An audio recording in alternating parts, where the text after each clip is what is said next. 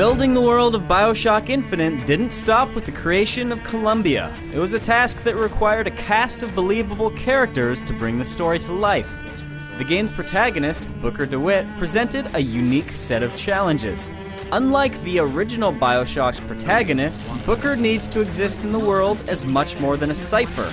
He's his own character with his own goals and motivations, but he still needs to be relatable to a broad spectrum of players. You have to establish very quickly at the beginning who he is, what he wants, most difficultly what he knows and what he doesn't know, because you can't have a real delta, a real distinction between what a character knows and what the player knows. So, like, for instance, if the player knows there's a bomb in the next room, but the character has to walk through the door and the character doesn't know, it's very frustrating, because you're like, don't go in that room, but there's a character going into that room. And vice versa, if you feel the character has all these secrets he's keeping from you, you start to get very frustrated because you're like, well, why don't I know this stuff? On the other hand, it's not like you want to start the game by having the character read his autobiography. So there's all that exposition and then all that balance, and that took a ton of back and forth and having people play the game and saying, oh, I don't trust him, or I don't like him, and then figuring out why they didn't trust him or why they didn't like him. So we spent a ton of time in that lighthouse and that rocket ship on the boat, figuring out what all those details are going to be.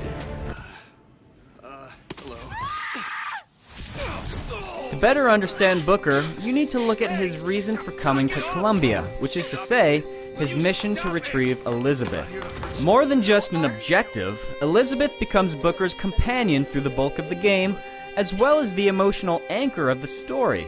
Art director Sean Robinson knew that the design of the character had to be pitch perfect, or her entire presence would unravel. Our first iteration of her, and I wouldn't even call her Elizabeth at the time, is more of a character that we built for tests, testing out facial animation, things like that. Looked a lot like a Gibson girl, and Gibson was an illustrator from the late 1800s. He did a really nice pen and ink line drawing. So we did we created a character. She had a huge bustle coming out her back, which is a nightmare to animate. The tight bun and fairly proportional, realistic features. And we did some tests with her, and out of those tests, we discovered a lot of things. One of the things was, we really wanted to hand animate all of her features. We didn't want to do facial capture. And the other aspect was, the proportions that you see on Liz now. Like we wanted her to have bigger eyes than normal to really express her emotion from a distance. And even in most video games, when you're up close to someone, because of the field of view of the camera, they still feel far away from you, and it's still sometimes hard to read expression on characters' faces. So, we went from this fairly realistic and dull Gibson girl in iterations through up until the Liz we have now. As the guardian and protector of Elizabeth, Songbird strikes a unique emotional chord that hasn't been explored in video games. It presents familiar tones of the menacing bully, but also evokes feelings of desperation and jealousy. Songbird was written long before anyone knew what the character should look like, and no one would know until it took shape before the art team's very eyes. Songbird was one of those characters where we had Rob Waters, our senior character artist, doing sketch after sketch after sketch, and it was one of those things, and you can't really put words to it. It's like the minute we saw the sketch, it was like, that's it.